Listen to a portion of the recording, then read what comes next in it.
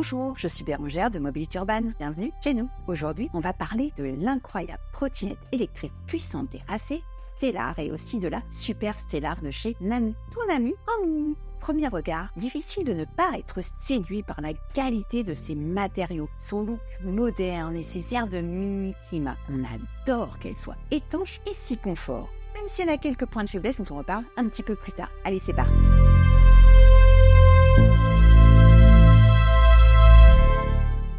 Je vous avais prévenu, cet automne, il pleut des nouveautés et parmi elles, les Namie Stellar et Super Stellar vont faire date.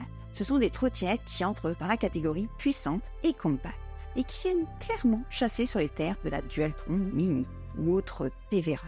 Tellement plus quali, avec des finitions tellement plus haut de gamme. De l'expérience climat, on sait aussi que ça vieillit tellement mieux.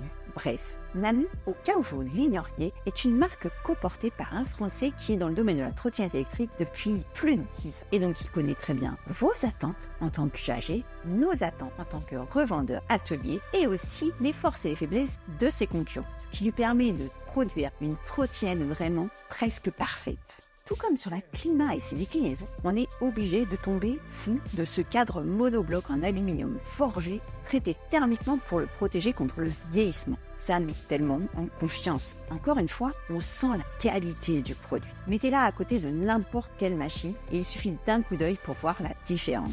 Ok, mais qu'en est-il de la performance ? N'oublions pas que la Stellar s'annonce dans les machines compactes et puissantes. Alors, qu'en est-il ? Elle est dotée d'un moteur de 1000 watts nominal ou 52 volts, 2000 watts en crête. C'est donc un peu plus que la DT Mini qui était, elle, en 800 watts nominal 1450 en crête. Marque de fabrique de Namie, le démarrage se fait en douceur. Et qu'on ne s'y trompe pas, le couple d'accélération est assez remarquable et elle assure dans les côtes de façon radicale. Et si vraiment vous avez des côtes hyper raides ou que vous voulez vous faire plaisir, vous pouvez choisir la version double moteur. Sur celle-ci, on double la mise. On n'a pas un, mais deux moteurs en 1000 watts 52 volts. Et il y a encore même une petite surprise, petite particularité des Stellar. On a bien entendu les modes classiques, piéton, éco, drive, sport. Il existe aussi une fonction turbo à activer en appuyant 2 secondes sur le bouton plus quand on est en route et qui peut vous donner un boost avec jusqu'à 12% de puissance en plus sur une courte période. C'est un peu l'effet fusée Mario Kart, vous voyez.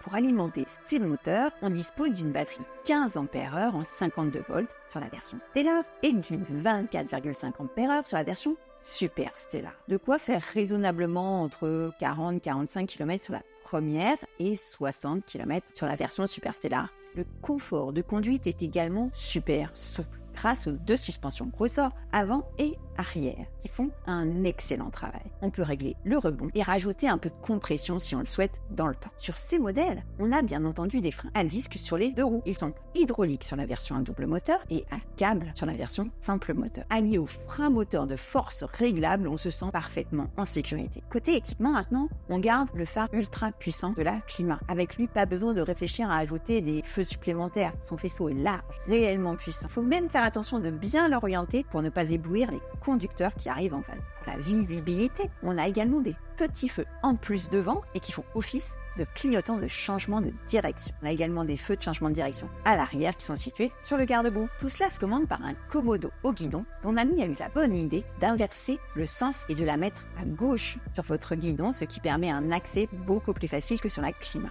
Autre nouveauté par rapport à la Clima, on a maintenant un crochet pour maintenir la colonne en position fermée et pouvoir la porter. Youpi, c'est vraiment l'un des rares points qu'on pouvait reprocher à la Clima. Donc oui, bravo Namie pour ça aussi. Il ne reste pas toujours bien en place, mais ça suffit largement pour un portage occasionnel comme pour la mettre dans le coffre de sa voiture ou lui faire passer des escaliers. Par contre, pour les transports, ces 26 kg risquent d'être un peu limitant. Pour faire oublier le pliage, on a le même système que sur la Clima, d'autres cabots, une large bague qui vient enserrer l'articulation. Cela permet de réduire au minimum les jeux du guidon. Là encore, c'est un bon travail. Côté bémol maintenant, et j'avoue que c'est vraiment dommage, ce sont les câbles qui sont un peu de partout dans la partie haute du guidon. Namie a bien tenté de les arranger avec une broche qui se clip sur le guidon. Ça reste un peu fouillis et ça nuit à la ligne et à l'effet waouh. Il faut avouer que inversement, ça permet d'avoir accès à tous les connecteurs en un clin d'œil. Ça, c'est plutôt sympa pour nous. Mais bon, il doit y avoir moyen de les ranger un petit peu mieux. Second bémol, on a un seul port de charge, même sur la Superstellar et sa batterie en 24 ampères. Du coup, le temps de charge complet est un poil long, surtout avec un chargeur de 2 ampères.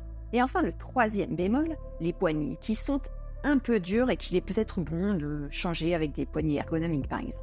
Mais vraiment, c'est à peu près les seuls points qu'on peut lui reprocher et ce sont des choses qui sont vraiment du domaine du détail. Pour le reste, elle est vraiment top, y compris son démarrage par clé NFC que vous pouvez même personnaliser en configurant un démarrage avec votre téléphone. Et ce superbe écran couleur, il est vraiment visible et vous permet d'avoir toutes les infos que vous voulez avoir. Tension, distance de trajet, indicateur de freinage, mode de conduite, etc. Comme pour la climat, on peut entrer dans les menus pour configurer de nombreux paramètres. On vous rappelle que ce n'est jamais une bonne idée de tout modifier comme ça à l'aveugle sans savoir ce qu'on fait. Donc à manier avec prudence.